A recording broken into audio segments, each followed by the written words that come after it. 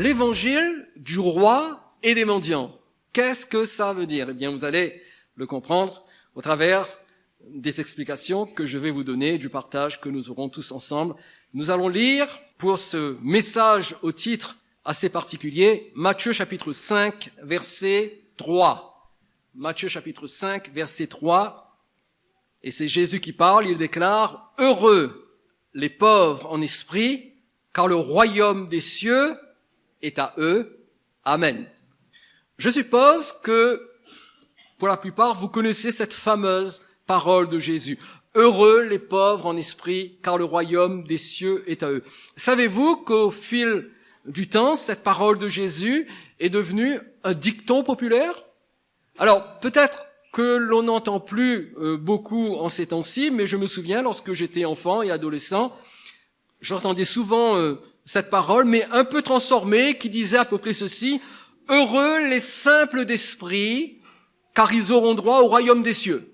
Heureux les simples d'esprit, car ils auront droit au royaume des cieux. Ce qui signifiait que ceux qui, hélas, souffrent d'une maladie mentale et qui n'ont pas, avouons-le, toute leur tête, iront de toute façon au ciel en raison de leur incapacité à faire la différence entre le bien et le mal. En d'autres mots, selon ce dicton, si quelqu'un est irresponsable pour raison médicale, il est simple d'esprit, eh bien Dieu ne l'enverra pas dans la condamnation éternelle, Dieu ne l'enverra pas en enfer, mais le fera directement entrer dans le ciel. Par contre, pour les saints d'esprit, pour ceux qui ne sont pas simples d'esprit, eh bien ils demeurent responsables de leur éternité. Est-ce que vous voyez de quoi je parle? Est-ce que vous l'avez déjà entendu cela? Est-ce que c'est vraiment le sens de cette déclaration du Seigneur Jésus? Bien sûr que non, bien sûr que non. Ce n'est pas du tout ce que Jésus a voulu dire lorsqu'il a déclaré « Heureux les pauvres en esprit, car le royaume des cieux est à eux ». Jésus n'a pas voulu dire que ceux qui sont mentalement malades, affaiblis, iront directement au ciel en raison de leur irresponsabilité. Absolument pas. Et je vous propose ce soir de comprendre la signification de cette parole de Jésus, mais surtout de comprendre pourquoi cette parole est capitale pour vous et pour moi. Quels sont ceux ici dans cette salle, dans ce lieu, qui veulent d'un toucher de Dieu pour les guérir, pour les sauver, pour les délivrer et pour transformer leur vie? Est-ce que je peux voir votre main? Je crois que nous sommes à peu près tous concernés par cela. Moi, le premier, j'ai besoin que Dieu touche ma vie. J'ai besoin que Dieu intervienne dans ma vie. Eh bien, c'est pour cela que nous avons besoin de comprendre quel est le sens de cette parole. Tout d'abord, il faut savoir qu'il s'agit ici d'une béatitude. Avez-vous déjà entendu ce mot? Une béatitude. Une béatitude, cela représente une récompense que Jésus promet à des individus qui remplissent certaines conditions dans leur façon de vivre. Voilà ce que c'est qu'une béatitude. Il y a des conditions à remplir. Si tu respectes les conditions, tu reçois une récompense. Et la Bible appelle ça une béatitude. Et dans le sermon sur la montagne, eh bien, Jésus donne 8 béatitudes, du verset 3 jusqu'au verset 10. Bien sûr, il y a le verset 11 et le verset 12, mais qui reprennent la béatitude, la dernière béatitude du verset 10. Donc, 8 béatitudes dans le sermon sur la montagne. Et celle que nous avons lue est la première, c'est-à-dire que cette béatitude marque le début, je dis bien, le début d'une vie de bénédiction pour celui qui obéit. Mais, il faut l'admettre, c'est une bénédiction qui ne correspond pas à la mentalité de notre société. Parce que, bien évidemment, la société ne va jamais nous dire « Heureux les pauvres en esprit, car le royaume des cieux est à eux ». Cela va à contre-courant de la mentalité dans laquelle baigne notre société. Certains auteurs disent que dans les béatitudes, Jésus nous livre le secret du bonheur. Ce n'est pas faux, parce que quand même, chaque béatitude commence par ce mot « heureux ». D'autres disent qu'il s'agit de l'enseignement le plus profond de Jésus sur l'art d'être heureux. Une chose est sûre, il est important que vous et moi, nous nous appliquions à comprendre le sens de chacune des béatitudes. Eh bien, ce soir, nous allons nous intéresser à la première d'entre elles. Et nous allons commencer par la seconde partie. Parce que, rappelez-vous, il y a 2 parties dans une béatitude. Il y a les conditions à remplir et il y a les récompenses qui suivent ces conditions. Eh bien, nous allons tout d'abord commencer par la seconde partie. Nous allons parler de la récompense et ensuite nous parlerons de la condition. Quelle est la récompense? C'est la seconde moitié du verset. Car le royaume des cieux est à eux. Jésus nous promet une récompense incroyable. Il dit, le royaume des cieux est à eux. Que signifie l'expression royaume des cieux? Qu'est-ce que ça veut dire, royaume des cieux? Tout d'abord, le mot royaume. Ici, dans le texte original qui a été rédigé en grec, le mot royaume désigne la sphère d'autorité et de gouvernement d'un roi. Et la signification de ce mot grec est aussi valable lorsqu'on utilise le mot royaume en français. Autrefois, le royaume de France désignait l'espace géographique qui était sous l'autorité du roi de France.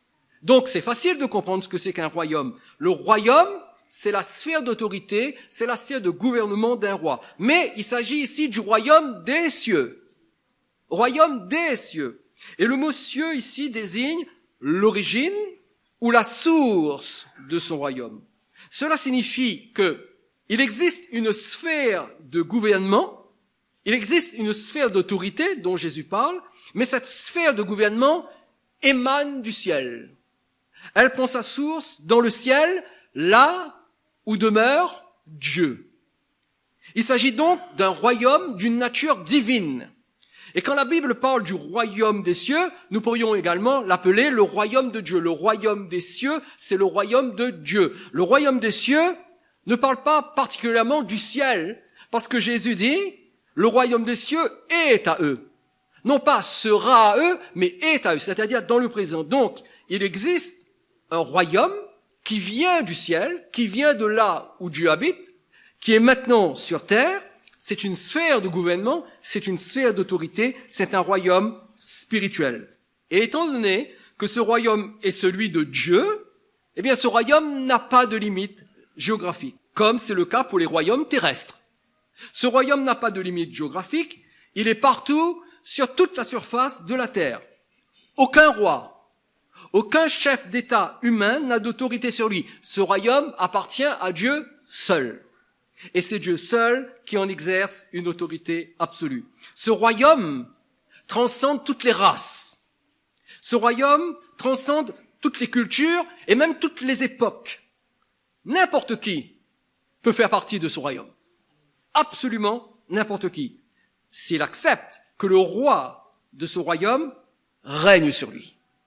Et la personne qui accepte de se soumettre au roi qui règne dans ce royaume devient un citoyen de ce royaume. Alors la question à laquelle nous devons absolument répondre est qui est le roi de ce royaume? Qui est le roi de ce royaume spirituel qui transcende les époques, les races, les cultures et qui est ouvert à tous? Il s'agit bien sûr de Jésus. Jésus lui-même l'a déclaré. Il a dit qu'il est le roi de ce royaume. Regardez avec moi Jean chapitre 18, versets 36 et 37.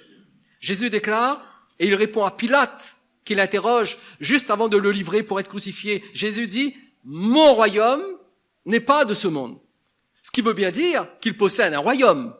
Tout au long de son ministère qui a duré à peu près 3 ans, Jésus a assez peu dit ouvertement qu'il était le roi de ce royaume et qu'il possédait un royaume. Il a beaucoup parlé du royaume. Mais pour ne pas faire d'obstacle à la prédication de l'évangile, il n'a pas dit ouvertement que c'était son royaume à lui. Mais ici, il est sur le point d'être crucifié et il le dit. Mon royaume n'est pas de ce monde, répondit Jésus. Si mon royaume était de ce monde, mes serviteurs auraient combattu pour moi afin que je ne fusse pas livré aux Juifs. Mais maintenant, mon royaume n'est point d'ici-bas. Pilate lui dit, tu es donc roi? Jésus répondit, tu le dis, je suis roi. Je suis roi. Je suis né et je suis venu dans le monde pour rendre témoignage à la vérité. Quiconque est de la vérité écoute ma voix. Donc Jésus dit ici, sans aucune ambiguïté, sans aucune hésitation, mon royaume dont je suis le roi. Je suis roi. Et pour être plus précis, le royaume des cieux ou le royaume de Dieu se trouve partout là où est la royauté de Jésus. Le royaume de Dieu se trouve partout où la royauté de Jésus est reconnue est accepté. Mais ce royaume demeure quand même invisible à l'œil humain. Regardez ce que Luc chapitre 17 nous dit. Luc chapitre 17, versets 20 et 21. Les pharisiens demandèrent à Jésus, quand viendrait le royaume de Dieu? Il leur répondit, le royaume de Dieu ne vient pas de manière à frapper les regards. On ne dira point, il est ici ou il est là, car voici, le royaume de Dieu est au milieu de vous. Et Jésus déclare que ce royaume n'est pas visible par les yeux humains. Ce royaume n'est pas perceptible par les sens physiques. On ne peut pas le voir parce qu'il ne vient pas de manière à frapper les regards, mais le royaume est au milieu de vous, dit Jésus. Le royaume de Dieu n'apparaît pas comme les royaumes terrestres. Il ne frappe pas les regards. Il ne vient pas avec grande pompe. Il ne vient pas avec des rituels particuliers ou avec des couleurs précises. Non, le royaume de Dieu ne frappe pas les regards parce que le royaume de Dieu n'est ni physique ni naturel. Cependant, Jésus dit, le royaume de Dieu est au milieu de vous. Mais si ce royaume n'est pas physique, si ce royaume n'est pas visible, s'il n'est pas perceptible, comment peut-il être là, au milieu de nous? La réponse est très simple, mes amis. Parce que là où Jésus se trouve, là se trouve aussi le royaume de Dieu. Là où se trouve le roi, là se trouve son royaume. Cela signifie, et notez-le quelque part, cela signifie que le royaume de Dieu, écoutez bien ceci, le royaume de Dieu, c'est une personne. Le royaume de Dieu, c'est une personne. Et cette personne, c'est Jésus-Christ. Si Jésus est là, le royaume est là. Si Jésus est absent, le royaume est absent. Le royaume de Dieu n'est pas une sphère géographique, physique, politique, même religieuse. Absolument pas. Le royaume n'est pas une sphère géographique dans laquelle nous pouvons entrer. Le royaume n'est pas une sphère religieuse dans laquelle nous pouvons entrer sur la base de notre adhésion au christianisme. Non. Le royaume de Dieu devient réel lorsque vous et moi, nous sommes unis à Jésus. Dès que cette union entre Jésus et nous est réalisée, immédiatement, le royaume de Dieu devient réel. C'est Jésus qui est cette sphère spirituelle dans laquelle vous et moi, nous devons entrer et vivre pour être des citoyens du royaume de Dieu. Donc, pas de royaume sans son roi. Mais quelles sont les marques distinctives de ce royaume? Quelles sont les marques distinctives de Jésus en tant que roi d'un royaume invisible? Sur la terre, le trône de Jésus était la croix de Golgotha. C'est la croix qui a été son trône. La couronne de Jésus, c'était la couronne d'épines que les Romains ont placée sur sa tête. Son manteau de pourpre, et je vous rappelle que le pourpre était la couleur royale, son manteau de pourpre fut son sang versé par son sacrifice. Et lorsque Jésus est allé à la croix, il a manifesté sa royauté pour rendre ce royaume disponible, accessible à tous ceux qui croient en lui. Alors oui, Jésus a été crucifié. Jésus a été livré à la croix, mais Dieu l'a ressuscité. Dieu l'a fait asseoir à sa droite et la Bible nous dit que maintenant Jésus est le roi des rois. Le roi tout-puissant, le roi glorieux, parce qu'il a accepté de donner sa vie pour ses sujets. Habituellement, ce sont les sujets qui donnent leur vie pour le roi. Mais dans le cas de Jésus, c'est le contraire. C'est lui qui a donné sa vie pour ses sujets. Et si aujourd'hui Jésus nous appelle à lui donner notre vie, c'est parce que lui, le premier, il a donné la sienne pour nous sauver.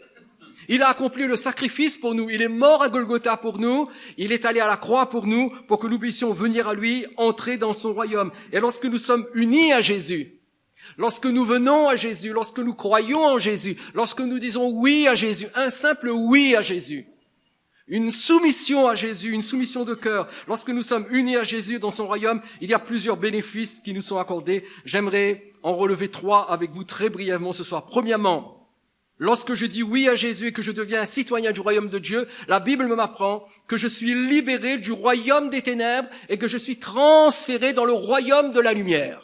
Et nous trouvons ça dans Colossiens chapitre 1er, versets 12 à 14, où l'apôtre Paul dit « Rendez grâce au Père qui vous a rendu capable d'avoir part à l'héritage des saints dans la lumière. » Et regardez bien le verset 13, « Qui nous a délivrés de la puissance des ténèbres et nous a transportés dans le royaume du Fils de son amour, en qui nous avons la rédemption. » Le mot rédemption veut dire rachat, la rémission de nos péchés. Donc premièrement, lorsque je suis uni à Jésus, Je suis délivré du royaume des ténèbres, délivré de la puissance de Satan, délivré de l'autorité du diable, et je suis transféré dans un royaume de lumière, où je deviens un héritier de Dieu, où je peux recevoir les grâces de Dieu parce que je suis maintenant racheté par le sang de Jésus.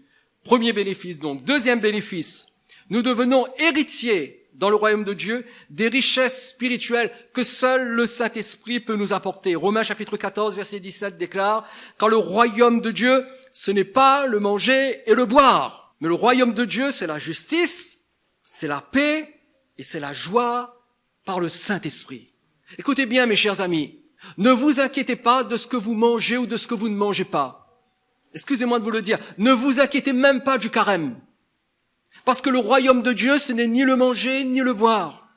Le royaume de Dieu, qu'est-ce que c'est? C'est la justice, c'est la paix, c'est la joie par le Saint-Esprit. Des richesses spirituelles que le Saint-Esprit nous donne. Aujourd'hui, nous vivons dans un monde où non seulement la paix est une denrée rare, mais ceux qui possèdent un peu de paix sont en train de la perdre. Je ne sais pas si vous êtes au courant de ce qui se passe au niveau international, mais tous les événements qui sont en train de se produire montrent que très bientôt, cette poudrière sur laquelle est bâti le monde va tout simplement exploser. Exploser. Gardez vos regards au Moyen-Orient, parce qu'il est possible qu'au mois de mai, l'ambassade américaine soit transférée à Jérusalem. Et cela peut vous paraître un événement extrêmement bénin, mais en réalité, c'est un événement d'une grande gravité. Parce qu'à partir du moment où l'ambassade américaine, et peut-être même une ambassade d'un pays sud-américain sera transférée à Jérusalem, ça va mettre le feu aux poudres. Ça va être une énorme guerre. Ça va être un conflit international qui sera peut-être la plateforme pour la venue de l'Antéchrist. Alors oui, nous sommes dans un monde où la paix se perd, où la paix est absente, où la paix est une denrée rare. Mais si nous sommes unis à Jésus, au milieu d'un monde chaotique, dans notre cœur, nous pouvons recevoir sa paix. Nous pouvons être apaisés par le Seigneur si nous sommes citoyens de son royaume. Et enfin, troisième bénéfice, quand je deviens citoyen du royaume de Dieu, j'ai accès à des ressources illimitées. Ressources illimitées qui peuvent transformer les circonstances sur terre et qui peuvent faire la différence. 1 Corinthiens, chapitre 4, verset 20 déclare « Quand le royaume de Dieu ne consiste pas en parole, mais en quoi? En puissance. » Le royaume de Dieu, ce n'est pas juste des paroles, le royaume de Dieu consiste en puissance. Lorsque je suis un citoyen du royaume de Dieu, je suis connecté à la source de puissance illimitée divine. Et si j'apprends à vivre dans ce royaume, tout peut se produire, tout peut arriver. Des changements que je pensais impossibles, des changements que je n'attendais plus. Je parle de changements positifs, je parle de miracles, je parle de transformations positives. Ces choses que je ne pensais plus pouvoir subvenir, arriver, eh bien ces choses se produisent. Pourquoi? Parce que ce royaume est un royaume de puissance. Alors voilà la récompense de ceux qui sont unis au roi Jésus et qui ont part à son royaume. Cependant, cette récompense est soumise à une condition. Oui, le royaume des cieux est à eux. Oui, la puissance est à eux. La justice, la paix et la joie sont à eux. Oui, nous avons accès à ces ressources illimitées, mais il y a une condition à remplir. C'est ce qui nous amène à notre première partie que nous voyons en deuxième partie. Quelle est cette condition? Heureux les pauvres en esprit. Habituellement, en tant que chrétiens, en tant que croyants, nous sommes beaucoup informés sur la récompense du royaume des cieux. Il suffit de faire un tour sur Internet, de nous rendre dans une librairie chrétienne ou d'écouter un orateur sur YouTube pour découvrir tous les privilèges inhérents au royaume de Dieu. Et nous comprenons que ce royaume est une source de provisions extraordinaire et que nous y sommes entrés par la nouvelle naissance et que ces provisions sont à nous. Mais le problème, c'est que ces provisions sont potentiellement à nous. Oui, elles nous appartiennent. Oui, nous y avons droit. Mais le problème, c'est qu'elles sont potentiellement à nous, mais nous ne savons pas comment y accéder. Nous ne savons pas comment saisir les provisions du royaume de Dieu. Pourquoi? Parce que nous oublions la condition. Condition que Jésus expose clairement ici. Heureux les pauvres en esprit, car le royaume des cieux est à eux. À qui est le royaume des cieux? À ceux qui sont pauvres en esprit. Et notre difficulté, c'est que justement nous ne savons pas ce que signifie cette expression très énigmatique, les pauvres en esprit. Alors oui, le dicton populaire a tenté de nous faire croire qu'il s'agit des simples d'esprit, de ceux qui n'ont pas toute leur tête, mais absolument pas. Ce n'est pas du tout de cela dont Jésus parle, comme nous l'avons vu. Que veut dire cette expression pauvre en esprit? Tout d'abord, il est intéressant de savoir que dans le Nouveau Testament, il y a 2 mots grecs qui sont traduits par pauvre.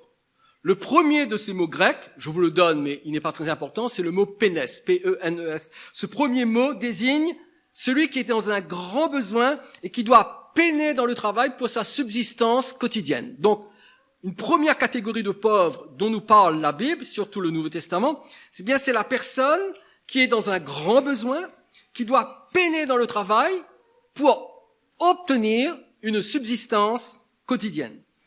Le second pauvre, c'est le mot grec tokos, P-T-O-C-H-O-S. Et ce mot grec désigne quelqu'un qui est démuni de tout.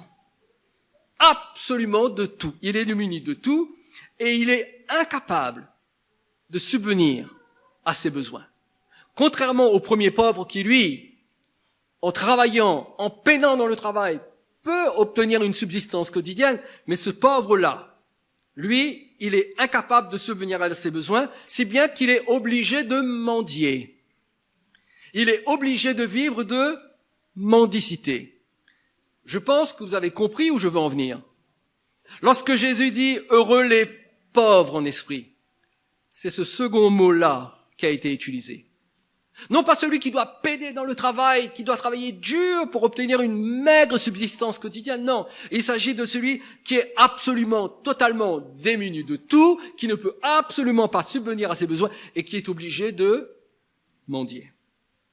Mendier. Jésus disait donc, heureux les mendiants en esprit, car le royaume des cieux est à eux. Heureux les mendiants en esprit. Bien sûr, il est question d'être un mendiant sur le plan spirituel, parce que ce sont les mendiants ou les pauvres en esprit, et non sur le plan matériel et financier, parce que soyons clairs, Jésus n'a jamais dit que la pauvreté matérielle et financière était une vertu. Il ne faut surtout pas croire que quelqu'un qui est pauvre matériellement et financièrement est plus vertueux que quelqu'un qui ne l'est pas. Jésus n'a jamais fait de la pauvreté matérielle une vertu.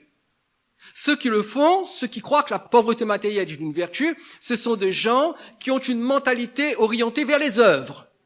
Donc ils se disent, je suis pauvre, alors je mérite la grâce de Dieu parce que je suis pauvre. Non. Ce n'est pas parce que tu es pauvre que tu mérites davantage la grâce de Dieu. De toute façon, si tu mérites la grâce, ce n'est plus la grâce. La grâce ne se mérite pas. La grâce est donnée gratuitement. Vrai, pas vrai? Donc, ici, il s'agit d'une pauvreté au sens spirituel. Quand Jésus dit « heureux les pauvres en esprit » ou les mendiants en esprit, il est question d'un mendiant sur le plan spirituel. Notons également que Jésus dit « heureux les mendiants spirituels ». Et ce mot heureux, cet adjectif heureux est très intéressant parce que ici, cet adjectif possède une connotation un peu spéciale. N'oublions pas que Jésus était juif. Vous le savez ça. Et que quand Jésus enseignait, quand Jésus exerçait son ministère, il le faisait au milieu de juifs, donc il s'adressait à des juifs. Et lorsqu'on retrace les racines de ce mot dans l'Ancien Testament, ce mot traduit par heureux, lorsqu'on retrace les racines de ce mot, il signifie trouver la bonne direction et avoir la bonne orientation après s'être perdu. Je répète, trouver la bonne direction et avoir la bonne orientation après s'être perdu. Exemple. Imaginez que vous vous perdez au milieu d'une forêt et que la nuit commence à tomber. Alors vous faites face à 2 problèmes. Premièrement, vous êtes perdu au milieu de la forêt. Deuxièmement, la nuit commence à venir. Ce qui veut dire que vous êtes conscient du danger que vous courez. Perdu, qui doit faire face à la nuit au milieu d'une forêt et vous ne savez pas où vous êtes. Mais que finalement, alors que vous êtes perdu dans cette forêt et que la nuit commence à tomber, finalement, vous trouvez un panneau qui vous indique le chemin vers la sortie de la forêt. Eh bien, c'est ce mot-là que les Juifs du temps de Jésus auraient utilisé. Aujourd'hui, nous dirions, tu as eu de la chance. Mais les Juifs du temps de Jésus nous diraient ce mot, heureux es-tu. Heureux es-tu, c'est-à-dire, grâce à Dieu, tu as trouvé la bonne direction. Tu as trouvé la bonne orientation. Tu étais perdu, mais ouf, tu as trouvé le bon chemin. Donc Jésus ici est en train de nous dire, si vous êtes un mendiant spirituel, écoutez bien ceci, Jésus nous dit, si nous sommes des mendiants spirituels, si vous êtes un mendiant spirituel, vous êtes correctement orienté et vous vous trouvez sur le bon chemin, car vous pouvez avoir accès aux provisions de mon royaume. Si vous êtes un mendiant spirituel. Le secret du bonheur, c'est d'être un mendiant spirituel. Mais qu'est-ce qu'un mendiant? Qu'est-ce qu'un mendiant exactement? Eh bien, un mendiant, c'est quelqu'un qui n'a rien. Il n'a rien. Qu'est-ce qu'il a? Rien. Avec un grand R. Un mendiant, c'est quelqu'un qui n'a rien. Un mendiant, c'est quelqu'un qui dépend des autres pour sa subsistance. Un mendiant, c'est quelqu'un de dépendant. Notez-le quelque part, n'oubliez jamais. Un mendiant, c'est quelqu'un de dépendant. Il ne peut survivre sans la générosité et le secours des autres. Écoutez bien ceci. Jésus nous montre que si nous voulons vivre dans son royaume, combien voulez vivre dans le royaume de Dieu ce soir? Ok. Si nous voulons vivre dans son royaume, en communion profonde avec lui, afin d'être secourus par lui, nous devons devenir des mendiants spirituels. C'est-à-dire que nous devons être absolument dépendants de lui. Et c'est le secret de la vie. Devenir dépendant de Jésus. Regardez ce que Jésus dit dans Jean chapitre 15, verset 5. Jean 15, 5, Jésus déclare, « Je suis le cep, vous êtes les sarments. Celui qui demeure en moi et en qui je demeure porte beaucoup de fruits. » Et notez bien la fin du verset. « Car sans moi, vous ne pouvez rien faire. » Sans moi, vous ne pouvez rien faire. En d'autres mots, vous dépendez de moi. Vous voulez la vie? Vous voulez que la vie circule en vous? Alors vous devez être des sarments attachés au cep. Parce que sans moi, vous ne pouvez rien faire. Vous dépendez de moi. Selon les termes grecs utilisés ici, j'ai fait un petit peu d'exégèse pour ce verset et j'ai été étonné du sens exact des mots qui sont utilisés ici. En fait, selon les termes grecs, Jésus déclare, écoutez bien ceci, « Séparés de moi et loin de moi, vous ne pouvez absolument rien produire ni acquérir. » Vous ne pouvez absolument rien produire ni acquérir. Si vous êtes loin de moi, si vous êtes séparés de moi, vous ne pouvez absolument rien produire et rien acquérir. Et Jésus ici veut nous rappeler notre totale dépendance de lui si nous voulons être secourus. Alors habituellement, lorsqu'on dit ce genre de choses, il y a un amen qui s'élève du cœur des chrétiens.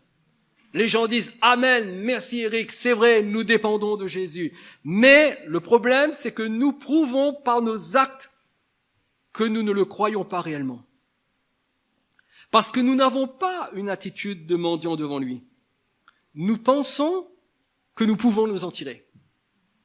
Nous pensons que nous pouvons y arriver tout seuls, par la force de nos poignets, par la force de notre volonté. Nous croyons que l'Église, que le pasteur, que notre piété, que notre spiritualité, que nos bonnes décisions feront l'affaire. Nous pensons que notre statut de chrétien, que nos diplômes d'école biblique, parce que, tu comprends, j'ai fait 3 ans d'école biblique, maintenant je connais. Que notre rôle dans le service de l'Église, oui, parce que tu sais, maintenant moi je suis diacre, ancien et apôtre, prophète, évangéliste, pasteur, docteur. Alors nous croyons que parce que nous avons ces choses, cela suffit pour régler nos problèmes. Mais nous nous trompons. Tu peux être un pasteur, tu peux être un prophète, tu peux avoir fait 3 ans d'école biblique ou 7 ans de théologie. si tu ne dépends pas de Jésus, excusez-moi de ne pas tourner autour du pot, de vous dire la vérité telle qu'elle, un peu crue, vous êtes foutus. Si vous ne dépendez pas de Jésus, vous êtes foutus. Ah, quand même, je ne suis pas venu à l'église pour m'entendre dire que je suis foutu. Eh bien oui, c'est ça l'évangile. L'évangile, c'est, sans Jésus, mon ami, tu es foutu. Parce que si tu ne dépends pas de Jésus, tu ne peux absolument rien faire. Être un mendiant de l'esprit, c'est une attitude de cœur. Une attitude de cœur qui conduit à un comportement spécifique. Et si nous voulons savoir comment être un mendiant de l'esprit, est-ce que vous voulez le savoir? Est-ce que vous êtes intéressé à savoir comment être un mendiant de l'esprit? Eh bien, si nous voulons savoir comment être un mendiant de l'esprit, nous avons le meilleur des modèles devant nous. Jésus-Christ. Savez-vous que Jésus-Christ était un mendiant de l'esprit? Jésus-Christ était un mendiant spirituel. Regardez ce qui est écrit dans 2 Corinthiens chapitre 8 verset 9. 2 Corinthiens 8, 9 nous dit « Car vous connaissez la grâce de notre Seigneur Jésus-Christ, qui pour vous s'est fait quoi? Pauvre. De riche qu'il était. Afin que par sa pauvreté, vous fussiez enrichis. » Et devinez quoi? Le mot grec qui désigne Jésus en tant que pauvre, c'est le même mot utilisé dans notre béatitude et qui signifie mendiant. Mendiant. Et ce verset, nous pourrions le traduire de la façon suivante. Vous connaissez la grâce de notre Seigneur Jésus-Christ qui pour vous s'est fait mendiant. De riche qu'il était, afin que par sa mendicité, vous fussiez enrichis. Jésus était un mendiant spirituel. Non, Jésus ne faisait pas la manche. C'était un mendiant spirituel. Ça veut dire quoi? Rappelez-vous de ce que nous avons dit. Qu'est-ce qu'un mendiant? C'est quelqu'un qui dépend. Il dépend des autres. Et Jésus, en tant que mendiant de l'esprit, mendiant spirituel, dépendait entièrement des ressources de son Père céleste. Et c'est lui-même qui l'a déclaré. Regardez avec moi Jean chapitre 5, verset 19. Jean 5, 19. Jésus reprit donc la parole et leur dit, en vérité, je vous le dis. Qu'est-ce qu'il dit? Le Fils ne peut rien faire de lui-même. C'est un petit peu comme il a dit à ses disciples un peu plus tôt, car sans moi, vous ne pouvez rien faire. Et il dit à son sujet, le Fils ne peut rien faire de lui-même. Il ne fait que ce qu'il voit faire au Père, et tout ce que le Père fait, le Fils aussi le fait pareillement. Le Fils ne peut rien faire de lui-même. Pourquoi? Parce qu'il a abandonné sa condition céleste, il a revêtu un corps humain, il était riche, il habitait dans la richesse éternelle et céleste, il a abandonné cette richesse, il est descendu sur terre et il est devenu un mendiant spirituel. Il s'est volontairement limité à dépendre entièrement du Père. Un peu plus loin, dans Jean chapitre 8, verset 28, Jésus donc leur dit, « Quand vous aurez élevé le Fils de l'homme, alors vous connaîtrez ce que je suis et que je ne fais rien de moi-même. » Je ne fais rien de moi-même. En d'autres termes, je ne prends aucune initiative. Je ne prends aucune décision. Je n'utilise pas ma matière grise comme Hercule Poirot pour résoudre mes problèmes. Tout le monde connaît Hercule Poirot. Je n'utilise pas ma force de volonté. Je ne fais rien de moi-même, mais que je parle selon ce que le Père m'a enseigné. Le Fils ne peut rien faire et le Fils ne fait rien de lui-même. Il était sous une totale, entière dépendance du Père céleste. Maintenant, posons-nous la question. Comment Jésus mendiait-il l'aide de son Père? Comment Jésus agissait pour mendier l'aide de son Père? Parce que nous venons de le voir, c'est clair. Il avait besoin de l'aide du Père. Il avait besoin des ressources de son Père. Que faisait-il pour mendier l'aide de Dieu? Hébreux chapitre 5, versets 7 et 8 déclare, « Car c'est lui, en citant Jésus, en parlant de Jésus, c'est lui qui, dans les jours de sa chair, ayant présenté avec de grands cris et avec larmes des prières et des supplications à celui qui pouvait le sauver de la mort et ayant été exaucé à cause de sa piété, a appris, bien qu'il fût fils, l'obéissance par les choses qu'il a souffertes. » Question. Comment Jésus mendiait-il auprès de son Père pour obtenir ses ressources? C'est écrit noir sur blanc. Avec de grands cris, avec larmes, des prières et des supplications. Lui, le Fils de Dieu. Et il a dû le faire tout au long de son ministère. Ça a dû commencer dès son enfance. Ça a dû s'accentuer alors qu'il devenait adulte et qu'il était conscient de la mission qui était la sienne. Ça a dû certainement se produire lorsqu'il était dans le désert, à jeûner pendant 40 jours. Ça a dû être la même chose tout au long de son ministère lorsqu'il faisait face à différents problèmes, à de l'opposition. Et surtout, ça a eu lieu dans le jardin de Gethsémane. Parce que dans le jardin de Gethsémane, il aurait pu mourir là. Il était en proie à une telle angoisse que sa sueur est devenue comme des grumeaux de sang. Et c'est la preuve d'une angoisse terrible qui saisit un individu. Et il aurait pu mourir là d'une attaque cardiaque. Mais la Bible nous dit, il a présenté avec de grands cris, avec larmes, des prières et des supplications pour être soutenu, aidé, secouru par Dieu. Et il a dû mendier cela. C'était un mendiant spirituel. Un mendiant spirituel. Notons aussi que la fin de 2 Corinthiens, chapitre 8, verset 9, le verset que nous avons lu tout à l'heure, déclare « Afin que par sa pauvreté, vous fussiez enrichis ». Ce qui signifie que c'est parce que Jésus a prié avec larmes et supplications que nous avons bénéficié de la provision de son salut. C'est parce qu'il a prié ainsi qu'il a été un mendiant spirituel devant Dieu, qu'il a pu aller jusqu'au bout de sa mission, et que vous et moi aujourd'hui nous serons sauvés. Alors l'apôtre Paul dit, par sa pauvreté, par son attitude de mendiant spirituel, criant devant Dieu pour que Dieu subvienne à ses besoins, eh bien vous avez été enrichis. La vie dans le royaume de Jésus n'est possible que si nous apprenons à mendier, en prenant conscience de notre absolue dépendance de Dieu et de notre ferveur à prier avec larmes et supplications. Et la seule façon pour vous et pour moi de subsister dans le royaume de Dieu, c'est d'apprendre à être des mendiants spirituels à l'image de Jésus. Je l'ai déclaré ce mercredi et je le répète ce soir, la Bible dit clairement que tout manque de prière est un péché. Samuel dit, loin de moi la pensée de pécher en ne priant pas pour vous. Un manque de prière est un péché. Écoutez bien, c'est clair. Un manque de prière n'est pas une faiblesse. Quelquefois les gens disent, je passe par un moment de faiblesse, j'ai du mal à prier. Non, ce n'est pas une faiblesse, c'est un péché. Un manque de prière est un péché. Voulez-vous savoir pourquoi un manque de prière est un péché? Lorsque nous ne prions pas, nous disons à Dieu, je n'ai pas besoin de toi, je peux m'en sortir. Quand un chrétien ne prie pas, il dit à Dieu, je n'ai pas besoin de toi, je peux m'en sortir. Et depuis que j'ai compris ce principe, je m'entraîne à devenir un mendiant spirituel professionnel. En d'autres termes, je m'applique et je m'entraîne à venir devant Dieu et à mendier pour que Dieu me vienne en aide. Quelqu'un a dit que la porte du royaume de Dieu est tellement basse que l'on ne peut entrer qu'en rampant. Un mendiant, il est par terre le mendiant. Il tend la main, il regarde et il dit « Secours-moi ». Quelquefois, aucune parole ne sort. Toute la détresse, toute la souffrance est dans les yeux.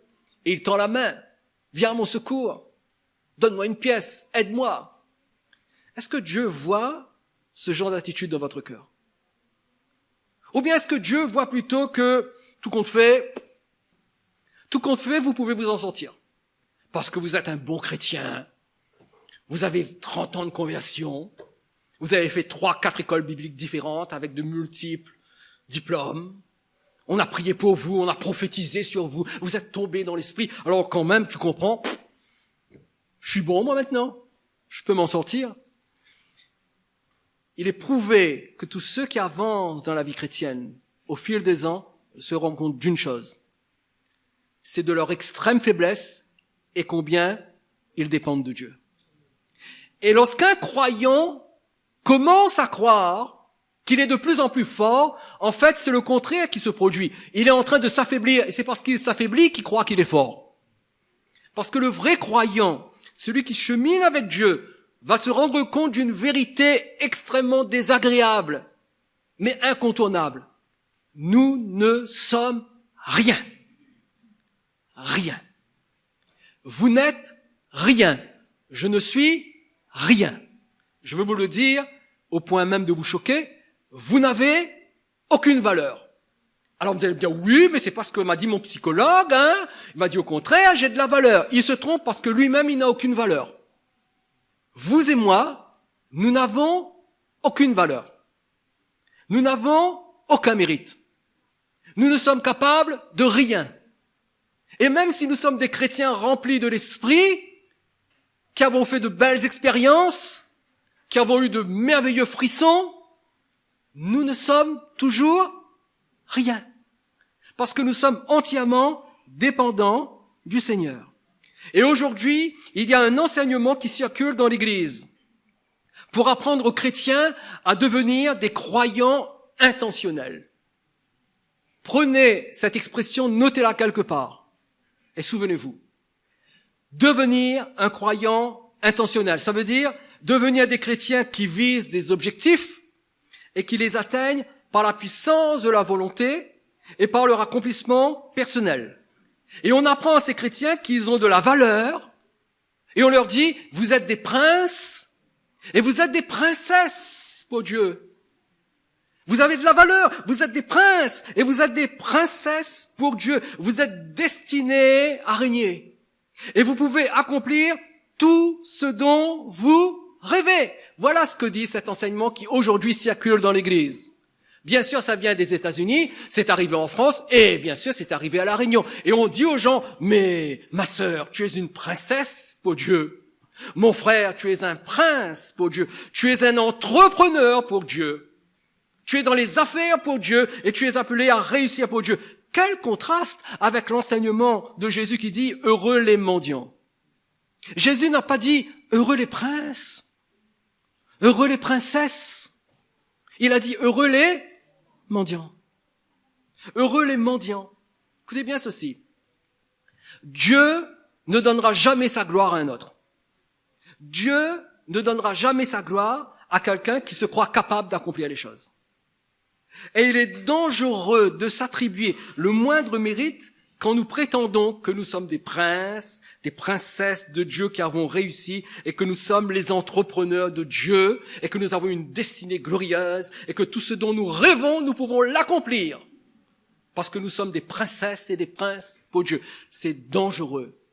Un jour, un homme de Dieu qui avait un ministère incroyable, un jour, il était sur le terrain de construction de sa prochaine grande église, pouvant contenir plusieurs milliers de personnes. Et tout d'un coup, alors qu'il était sur ce terrain en train de prier, ce terrain sableux, le Seigneur lui a dit, penche-toi et dessine la silhouette d'un homme sur le sable. Et il a entendu clairement le Saint-Esprit lui dire. Alors il a obéi, il s'est penché et avec son doigt, il a dessiné une silhouette humaine sur le sable. Ensuite, le Seigneur lui a dit, relève-toi, donne un coup de pied au dessin que tu as fait. Et c'est ce qu'il a fait, il s'est exécuté, il a donné un coup de pied, et cette figurine sableuse s'est évaporée. Et immédiatement, le Saint-Esprit lui a dit, c'est exactement ce que je ferai avec toi si tu touches à ma gloire. En d'autres termes, si tu ne demeures pas un mendiant dépendant de moi, et si tu ne me donnes pas toute la gloire, ce que tu as fait avec cette figurine de sable, je le ferai avec toi. Je le ferai avec toi. Beaucoup de chrétiens sont tombés spirituellement. Pourquoi? Parce qu'ils ont cru qu'ils étaient trop hauts spirituellement. Alors Dieu les a ramenés à la réalité et Dieu les a fait tomber. Pour qu'ils reviennent au Seigneur et qu'ils reconnaissent que leur véritable état, c'est l'état de mendiant. Et pour terminer, j'aimerais me pencher sur ce verset qui est largement utilisé pour soutenir cette notion contraire à l'évangile de Jésus-Christ qui consiste à dire que nous sommes des princes et des princesses, des chrétiens intentionnels, des entrepreneurs pour Dieu. Et cette doctrine, cette notion repose sur Romains chapitre 5, verset 17. Romains 5, 17 dit « Si par l'offense d'un seul la mort a régné par lui seul, à plus forte raison ceux qui reçoivent l'abondance de la grâce et du don de la justice », regardez bien ce qui est écrit. Qu'est-il écrit? Régneront-ils dans la vie par Jésus-Christ, lui seul? Alors, les tenants de cette fausse doctrine, de ce pseudo-évangile qui vient directement de l'enfer, déclarent, ah, vous voyez, c'est écrit, nous régnons dans la vie. Ah, Dieu m'a appelé à être un prince, une princesse, un entrepreneur. Je suis un chrétien intentionnel. J'accomplis mes rêves. J'atteins mes objectifs. Parce que Dieu m'a dit que je règne dans la vie. Sauf que, ils oublient de rajouter que les deux clés de ce verset, parce qu'il y a deux clés dans ce verset. Combien de clés? Deux clés dans ce verset. Les deux clés de ce verset sont premièrement l'expression l'abondance de la grâce. Ceux qui reçoivent l'abondance de la grâce, c'est-à-dire ceux qui sont au bénéfice de la générosité du roi. En d'autres termes, s'ils savent mendier pour que le roi leur soit généreux, alors oui, ils remplissent la première condition. Mais le deuxième verset clé, c'est à la fin du verset. Régneront-ils dans la vie par qui?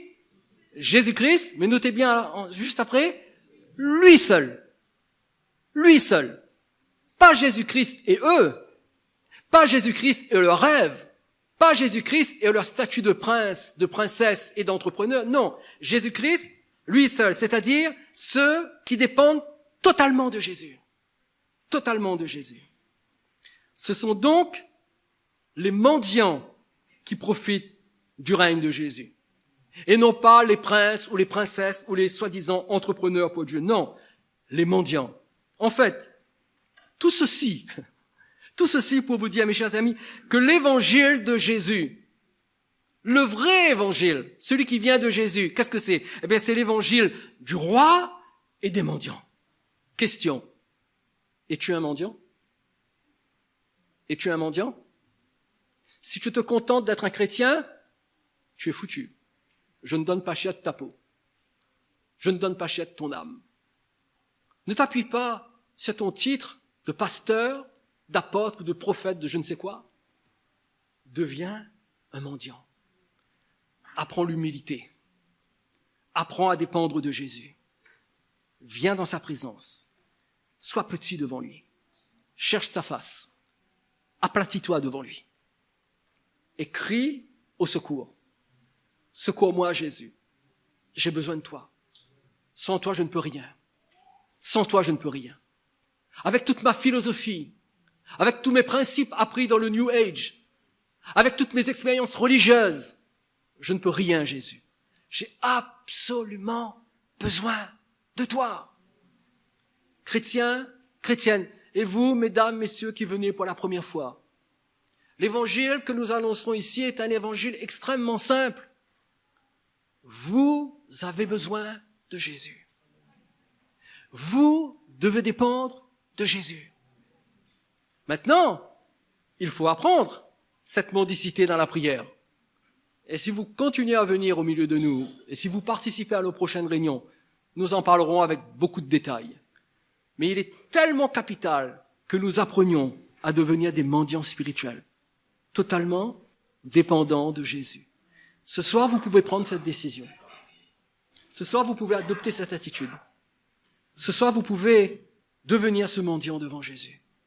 Ça se passe dans le cœur. C'est dans le cœur que ça se passe. Lorsque vous regardez votre ego en face et vous lui dites, ego, je renonce à toi.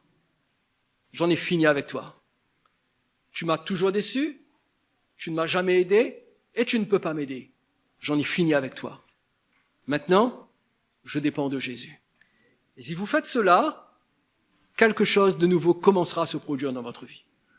Voulez-vous tenter l'expérience ?